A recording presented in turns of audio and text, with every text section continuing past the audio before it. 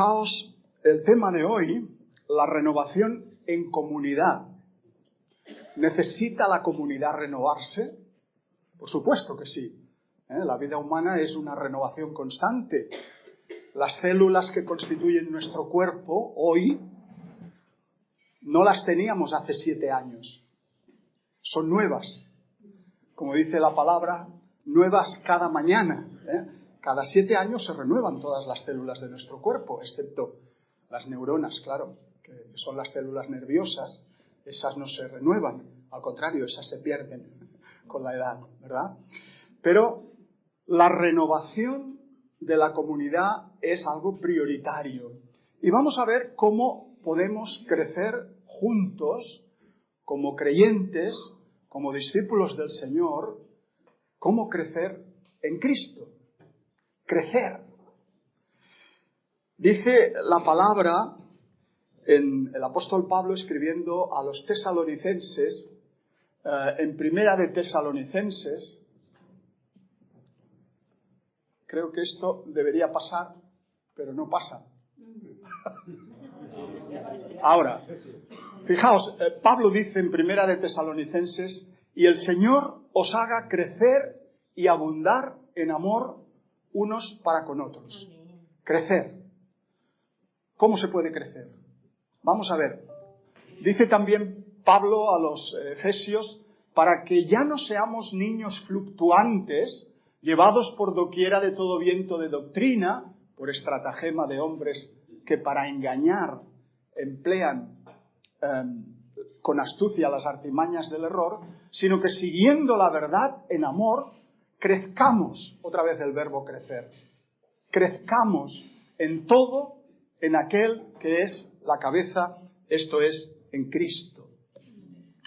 Bien, la Biblia nos habla de crecer, pero ¿qué es crecer? ¿Qué significa crecer juntos en el Señor? Bueno, crecer, como todos sabéis, es dejar de ser niños y convertirnos en adultos.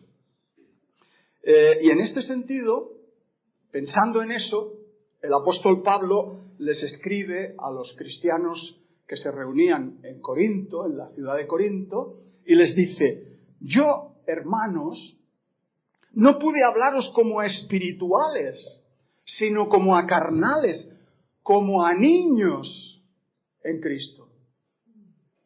Fijaos aquí lo que quiere decir el apóstol Pablo, que hay cristianos que son niños, pero no son niños físicamente, son adultos, pero se comportan, viven, actúan como los niños, como a niños en Cristo.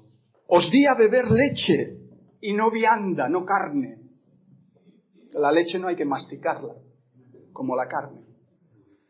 Porque aún no erais capaces, ni sois capaces todavía, dice Pablo. Porque aún sois carnales. Y aquí nos da otra idea. La carne, la carnalidad, la humanidad material, materialista. Pues habiendo entre vosotros celos, contiendas, peleas, disensiones, ¿no sois carnales y andáis como hombres? Porque diciendo el uno, yo ciertamente soy de Pablo, y el otro, yo soy de Apolos, ¿no sois carnales? ¿Qué pues es Pablo? ¿Y qué es Apolos?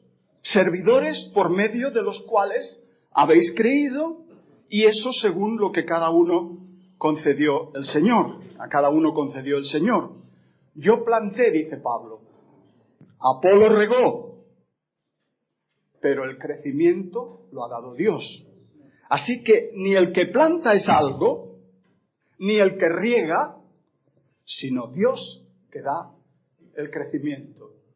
Aquí ya el apóstol Pablo nos está perfilando qué significa eso de crecer, qué significa eso de ser niños, de ser carnales, o de ser adultos espirituales. Según el apóstol, ser niños en Cristo es ser creyentes carnales. Es decir, por lo que explica después, celosos, partidistas, causantes de divisiones, protestones más que protestantes, poco maduros espiritualmente hablando, etcétera, etcétera. Así eran los corintios, los habitantes de Corinto, que habían creído en Jesucristo, sí, que le aceptaban como su Salvador, como su Señor y su Salvador personal, pero que en vez de obedecer la palabra del Señor, obedecían sus propios criterios carnales. Habían recibido el Espíritu Santo, sí, pero sus vidas no lo reflejaban, porque había partidismo dentro de la iglesia. Yo soy de Pablo, yo soy de Apolos, como los partidos del Barça y del Madrid, ¿no? Como los partidos políticos.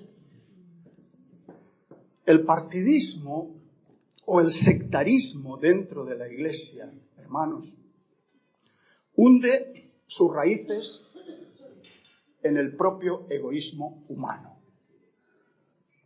y no en el Espíritu de Dios. Y casi siempre conduce o nos lleva el partidismo a una falta de colaboración entre los diferentes estamentos o grupos de la iglesia. Y claro, eso dificulta notablemente el trabajo, dificulta la misión propia de la iglesia, de la comunidad cristiana. ¿Por qué eran tan partidistas los creyentes de Corinto? Bueno, posiblemente porque el ambiente de esta ciudad griega, la ciudad griega de Corinto, fomentaba ese espíritu de división, también entre los creyentes. En Corinto había diferentes escuelas de filosofía y gente que seguía a diferentes maestros, a diferentes filósofos. Estaban los escépticos, estaban los cínicos, los epicúreos, estaban los estoicos, estaban los peripatéticos, que no es que fueran patéticos, es que en griego la palabra peripatein significa dar vueltas, porque había un jardín, el jardín llamado de Apolo Licio, y en ese jardín Aristóteles se paseaba dando vueltas seguido de sus discípulos, de sus alumnos, y les enseñaba. Entonces, peripatético significa dar vueltas, enseñando dentro de ese jardín. Las escuelas peripatéticas que seguían la filosofía de Aristóteles. Había diferentes maneras de entender la filosofía, de entender el mundo. Eso quiere decir que había diferentes cosmovisiones y los griegos estaban acostumbrados a eso. Estaban acostumbrados a seguir a maestros diferentes. Claro, eso se introdujo también en la iglesia. ¿Tú de qué pastor eres? ¿Tú a quién sigues? ¿Cuál es tu ideología? Cada escuela tenía su propio líder, su filósofo fundador, y entre ellos había disputas sobre quién era el mejor, quién era el que enseñaba mejor. De manera que este partidismo malsano se había metido en la propia iglesia cristiana, y eso es lo que el apóstol Pablo está criticando aquí. Porque esa clase de rivalidad, esa clase de sabiduría humana egocéntrica, centrada en el yo, en el egoísmo personal, eso no tiene nada que ver, hermanos, con la mente de Cristo. La mentalidad que Cristo enseñó. Los líderes cristianos deben ser compañeros de trabajo, colegas, amigos, hermanos y no rivales. Deben ser siervos del mismo Señor, porque todos son obreros de la obra, obreros de la Iglesia. Y por tanto, iguales delante de Dios. Todos somos iguales delante del Señor. Lo que vale no es el puesto que uno ocupa, sino el trabajo que realiza, lo que hace para la obra del Señor. Por eso, los creyentes de Corinto tenían que seguir creciendo en el Señor. Estaban todavía viviendo como vivían sus coetáneos, sus contemporáneos, de una manera que era ajena al mensaje de Jesucristo. Pero en realidad, hermanos, todos tenemos que seguir creciendo en el Señor. Ahora bien, ¿cómo se hace eso? ¿Cómo podemos crecer en el Señor? Pues yo creo que es lo que os voy a explicar en esta mañana, de estas dos formas. Teniendo una relación personal con Jesús a través de la oración, la lectura de la palabra, que es la que nos forma, y la inspiración del Espíritu Santo, que es el que nos motiva. Y, en segundo lugar, apoyándonos mutuamente en la Iglesia y fuera de ella, teniendo misericordia los unos con los otros. Así es como crecen las iglesias. Puede haber muchos más matices, muchas más precisiones y concreciones, pero básicamente estos son los dos pilares que me gustaría desarrollar en esta mañana. La oración personal, individual, privada, íntima, en el silencio, en la soledad. La lectura de la Biblia, la meditación, la aplicación de lo que aprendemos, de lo que leemos en la Escritura a la propia vida. Eso tiene que repercutir, hermanos, en nuestra existencia diaria. Jesús llevó a cabo su misión, ¿dónde? En la vida cotidiana, en el día a día, en su relación con los demás. Es una realidad diaria y alejada del templo. Curiosamente, donde Jesús hizo las mayores acciones de su vida y de su historia, no fue en el templo, fue fuera. Fue en la calle, por los caminos, en los pueblos, en las aldeas, en las ciudades. Curiosamente, al templo el Señor se acercó en pocas ocasiones. No quiero decir que no haya que ir al templo, ¿verdad? Pero el Señor Jesús al templo en Jerusalén se acercó en pocas ocasiones y en una de ellas, como sabéis, protagonizó un enfado monumental. Echó fuera a los vendedores, a los mercaderes, a los cambistas, porque habían convertido la casa de oración en un mercado, en una cueva de ladrones y de especuladores. Cuando el cristianismo se convierte en una institución religiosa, en una religión, se inicia el abuso de poder, se inicia la corrupción dentro de la Iglesia. A los creyentes se les empieza a separar en castas, en las autoridades religiosas y el pueblo llano, el clero, los pastores, los diáconos, los que mandan, y después el pueblo que debe obedecer. No es que no sea bíblico tener diáconos, tener pastores, tener ancianos. Sí que lo es, pero son iguales que el resto de los miembros de la Iglesia. No son una casta privilegiada. Pablo dice que los cristianos de Corinto no tenían esta idea. Él no les pudo hablar a los cristianos de Corinto como a personas espirituales, sino como a personas carnales.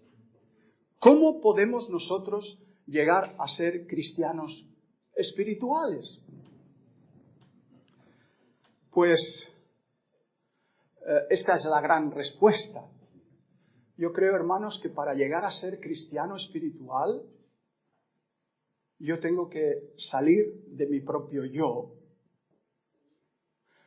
hasta cierto punto dejar de ser yo mismo para identificarme con los demás.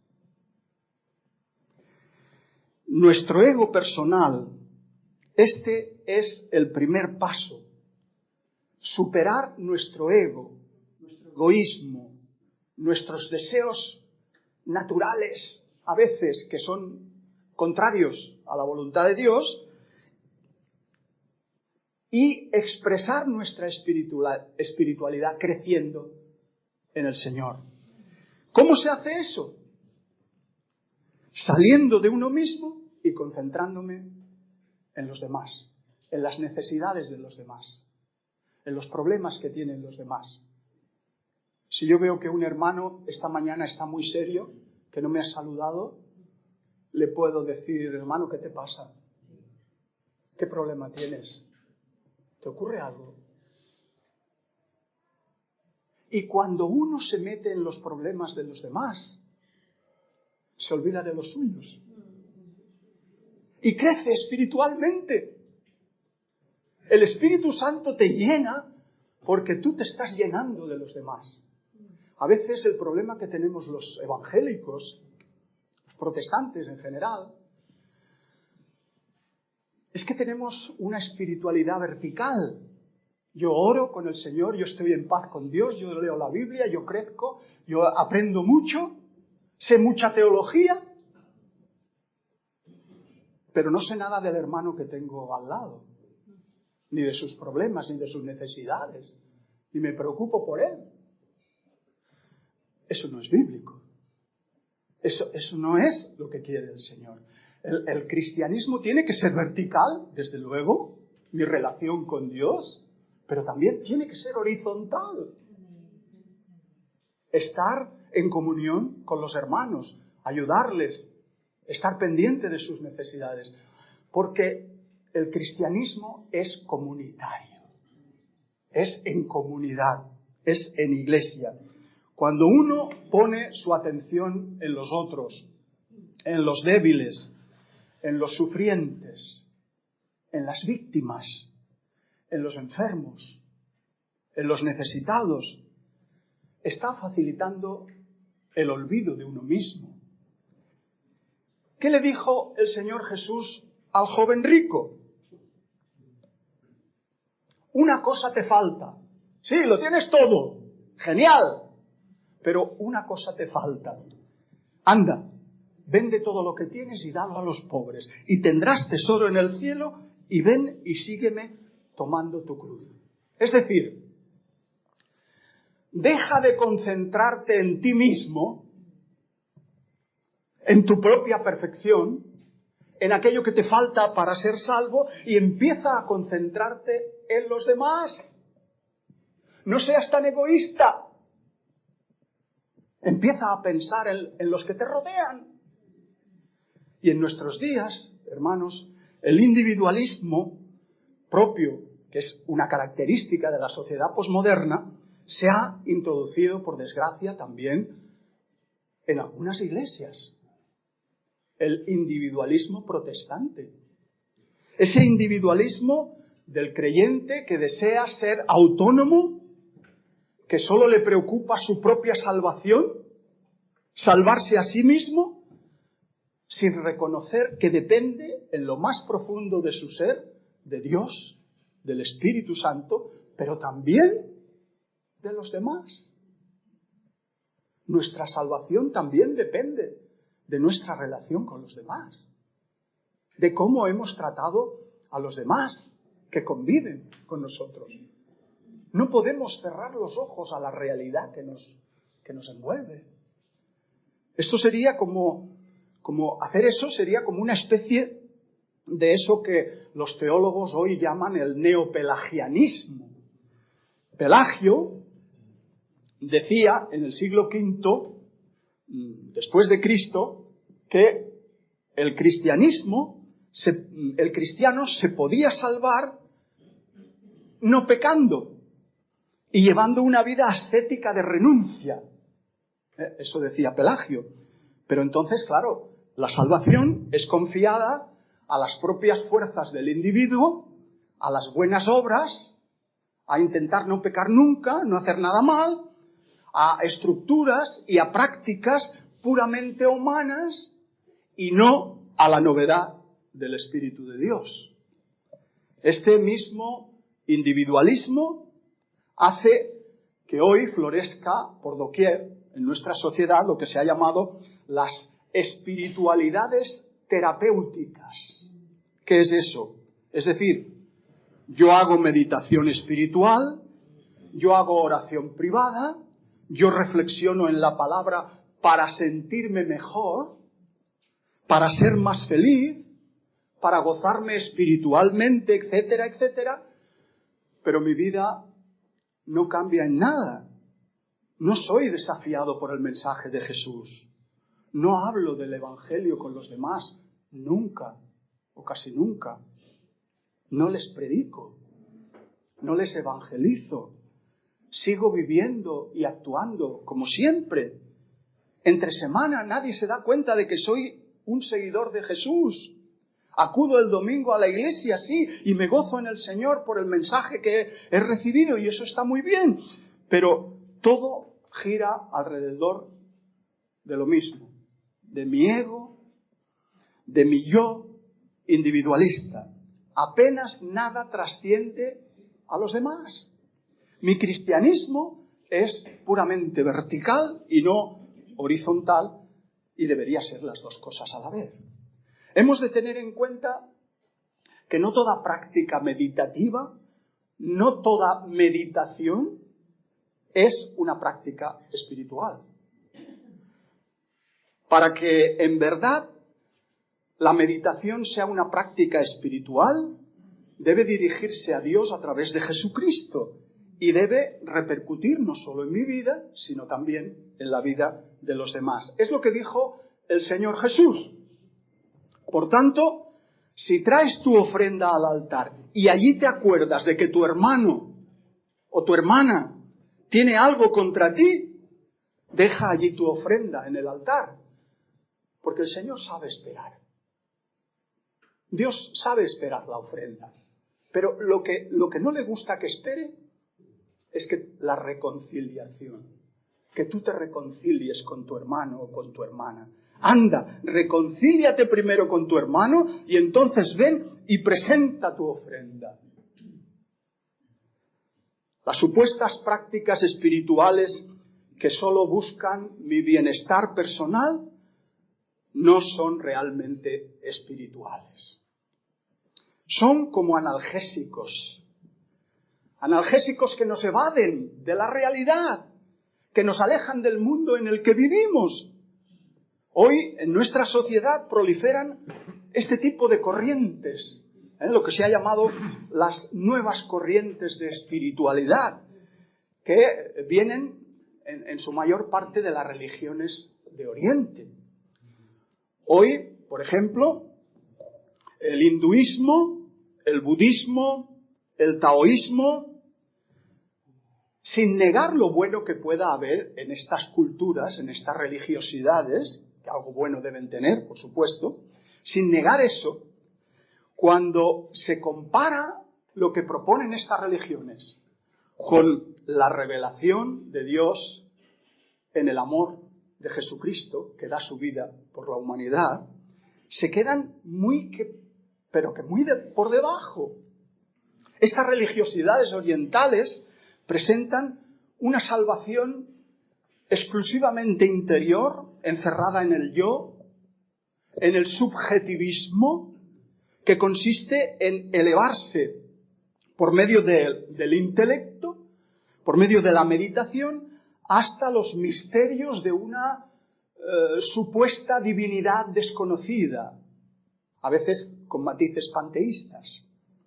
De esta forma se pretende liberar a la persona de su propio cuerpo, del universo material, para elevarla a una dimensión sin sentido, dejar la mente en blanco, lo cual es un peligro porque entonces tú puedes ser fácilmente manipulable por el que dirige estas actividades, pero todo ello según los intereses de la persona, para tú sentirte mejor.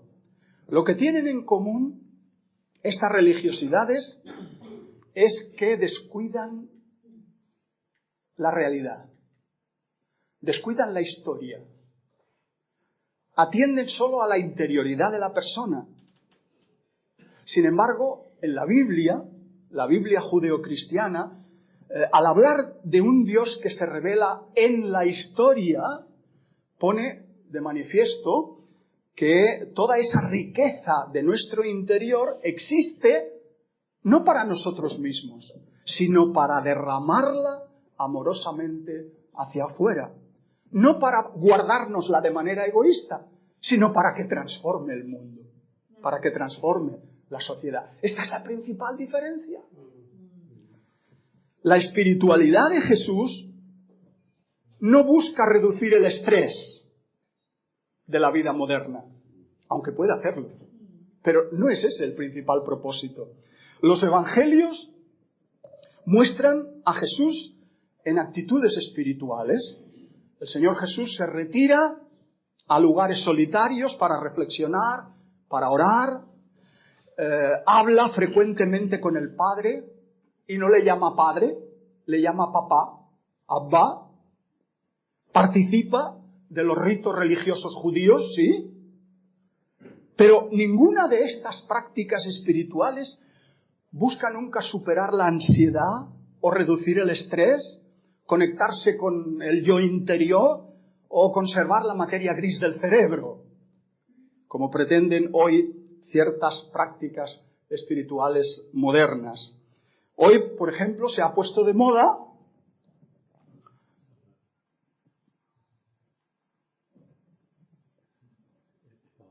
a ver, ¿qué me he pasado? Es que como esto no sé si se está quedando sin pilas o qué. Hoy se ha puesto de moda esto, las técnicas del mindfulness, meditación consciente. Estas técnicas sirven para superar la ansiedad de la vida moderna, para superar la depresión, el estrés, incluso el dolor físico. Sin embargo, no es esto lo que propuso el Señor Jesús mediante su advenimiento y la instauración plena del reino de Dios en la tierra. Cuando los discípulos del Maestro le piden que les enseñe a orar, el Maestro no les enseña yoga, no les enseña posturas corporales, técnicas de respiración, ni maneras de dejar la mente en blanco, completamente vacía, sino que les indica cuál es la verdadera espiritualidad. La auténtica unión con Dios es vivir y acelerar el reino de Dios en la tierra. Venga a nosotros tu reino, que comentaba ayer Yolanda. Venga a nosotros tu reino. Que la voluntad de Dios se haga en nuestras vidas y en nuestra historia. Hágase tu voluntad. Que seamos conscientes de que nuestras necesidades físicas cotidianas dependen de Él. El pan nuestro de cada día, dánoslo hoy. Que el perdón debe ser algo esencial en nuestra vida. Perdona nuestras ofensas como también nosotros perdonamos a nuestros deudores. ¿Perdonamos a nuestros deudores? Y que seamos conscientes de que las dinámicas de la muerte anidan en el corazón de todo ser humano, de todo hombre, de toda mujer.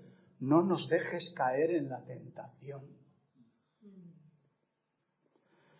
La espiritualidad de Jesús, hermanos, no es nunca una práctica evasiva, sino que siempre parte de la realidad de cada persona. Esa realidad vital e histórica. El hambre, la enfermedad, la muerte, el desconsuelo, la culpa, el pecado, la opresión, la injusticia, pero también la alegría, la fiesta, la acción de gracias. No son accidentes que el orante deja en la puerta junto a los zapatos para sumergirse en esa experiencia mística de fusión con un misterio innombrable. En la verdadera espiritualidad cristiana hay un Padre que abraza loco de alegría a un hijo pródigo que viene desesperado buscándole. Hay un pastor que busca a una oveja perdida. Hay un rey que promete un mundo bienaventurado a los que lloran, a los que pasan hambre y luchan por la justicia. Hay un juez que visita a los presos, que viste a los desnudos y da de comer a los hambrientos. La espiritualidad cristiana que nos mostró Jesús es tremendamente lúcida, es tremendamente práctica y lejos de huir de la realidad, se sumerge en la realidad para llamar a las cosas por su nombre, por su verdadero nombre. De manera que crecer juntos en Cristo es llegar a ser cristianos espirituales, pero con esa espiritualidad de Jesús fundamentada sobre todo en la misericordia hacia los demás. Y esta sería la segunda condición para crecer juntos en Cristo. Apoyarnos mutuamente en la Iglesia y fuera de ella, teniendo misericordia los unos de los otros, mostrando amor sincero y compasión a los demás, tal como hizo el Señor Jesús. La propuesta cristiana es auténticamente espiritual cuando reconoce la importancia de la misericordia. La palabra misericordia significa literalmente poner el corazón en las miserias de los demás. Misericordia, misere del latín, miseria, necesidad, cordis, significa corazón, y ia, hacia los demás. Poner el corazón en las necesidades, en las miserias de los demás. Si la espiritualidad auténtica nos confronta con la realidad y nunca se evade de ella, también nos sitúa inevitablemente ante la presencia del mal. Ante la presencia del mal individual, el mal que nosotros podemos hacer, pero también del mal social, el mal que existe en la sociedad del cual tenemos nosotros que apartarnos y luchar contra él. Por tanto, la compasión debe formar parte, la compasión y la misericordia deben formar parte de la ética cristiana.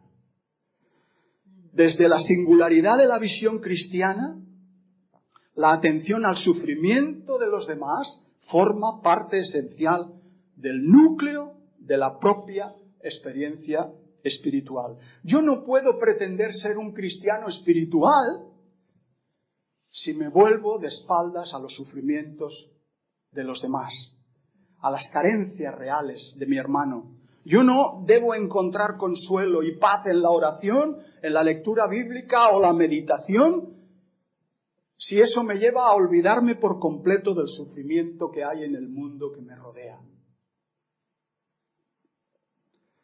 Esto es precisamente lo que significa el texto del juicio final de Mateo 25.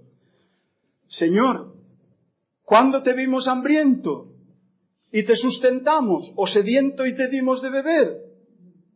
¿Y cuándo te vimos forastero y te recogimos, o desnudo y te cubrimos?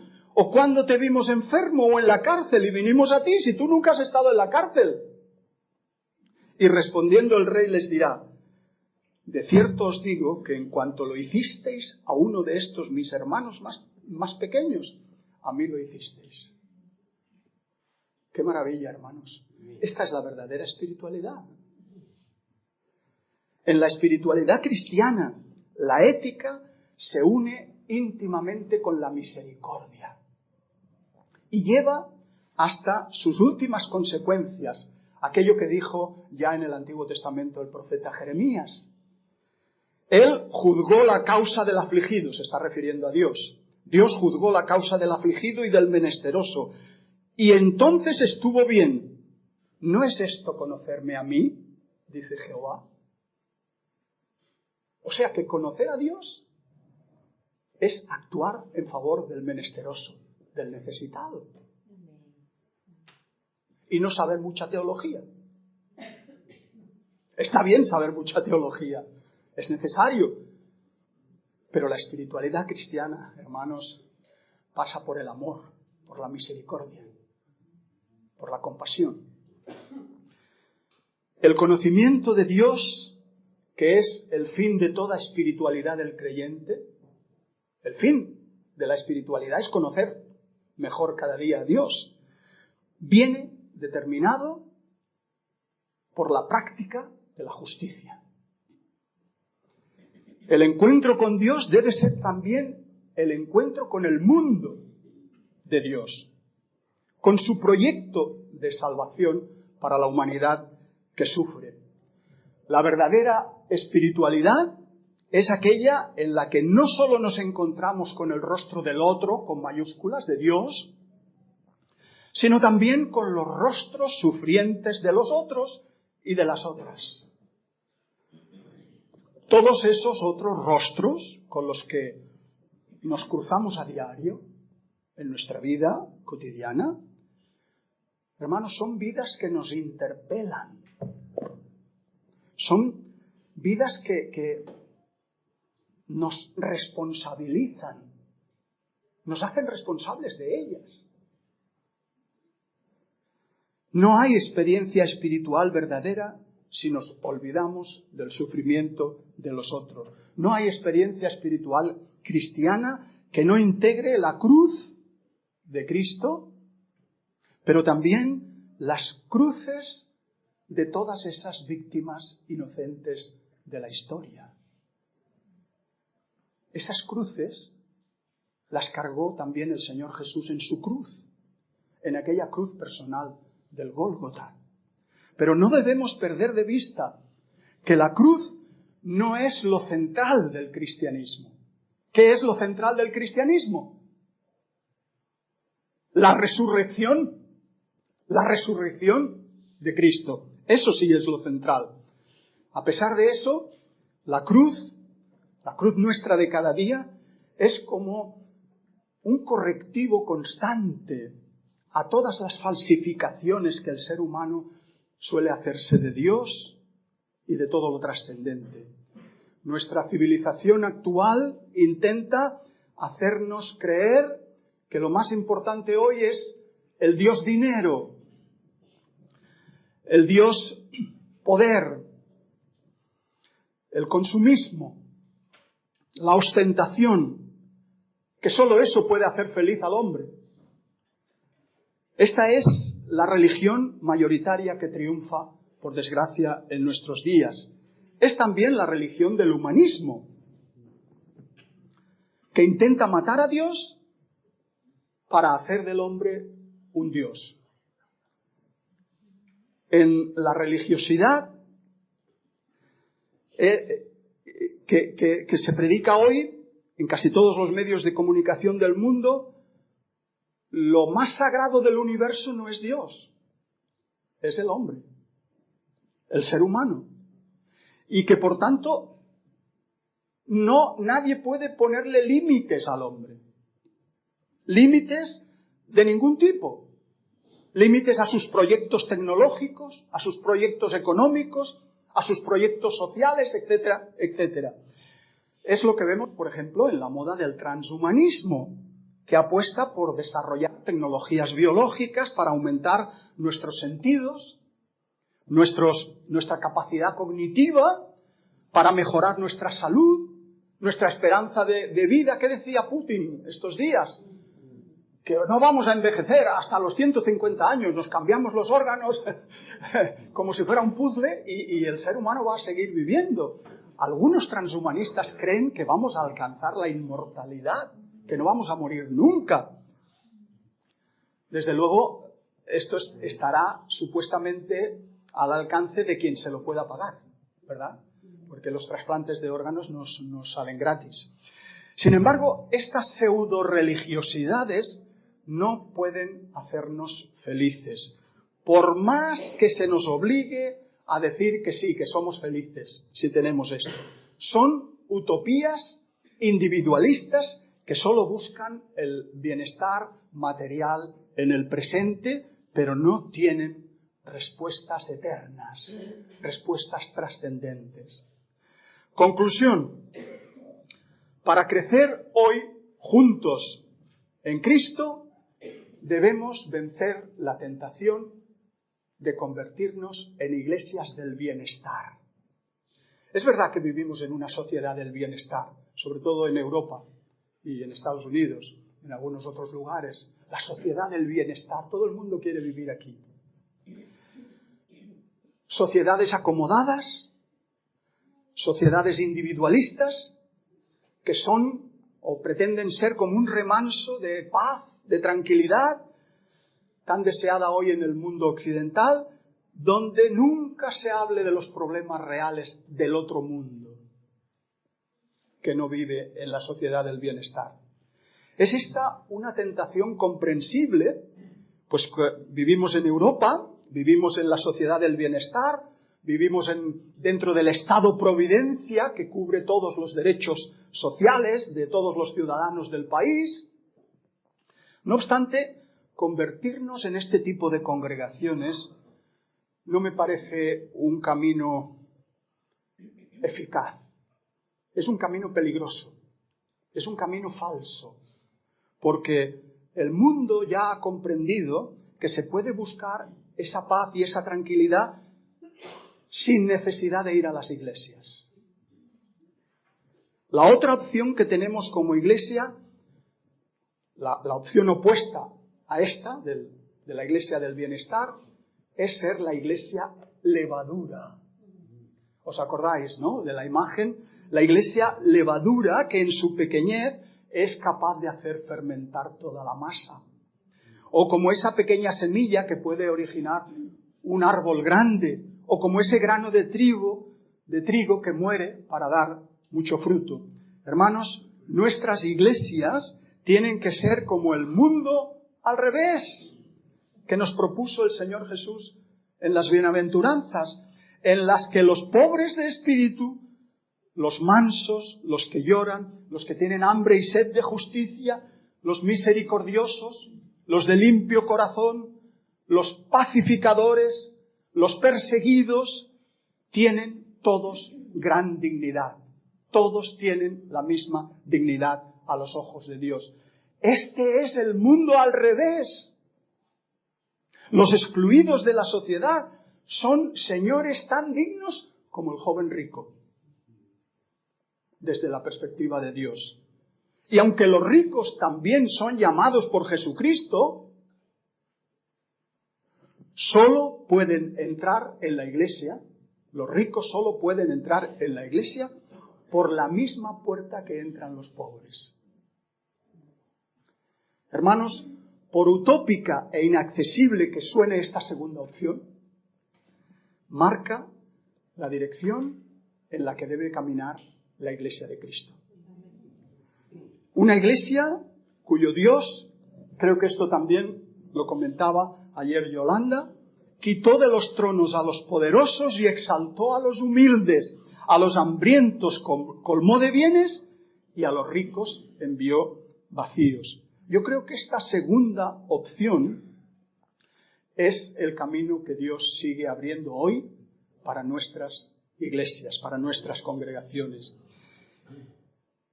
Es posible que este camino no nos traiga paz.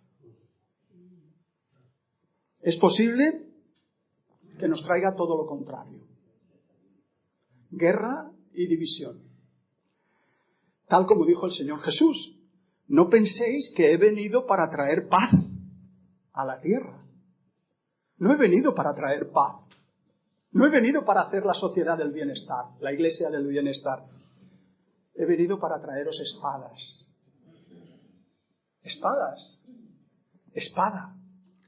Pero el maestro, por fortuna, también dijo, mas buscad primeramente el reino de Dios y su justicia, y todas estas cosas os serán añadidas. A la larga, hermanos, cuando buscamos el reino de Dios, el reinado de Dios en la tierra, la justicia de Dios, todos los demás bienes materiales y espirituales, como el alimento, el vestido, la paz, la interioridad, el sentido de la vida, el gozo, la alegría vital, todo lo demás, el sentirse uno plenamente realizado como cristiano, todo eso vendrá por añadidura. Que el Señor os bendiga.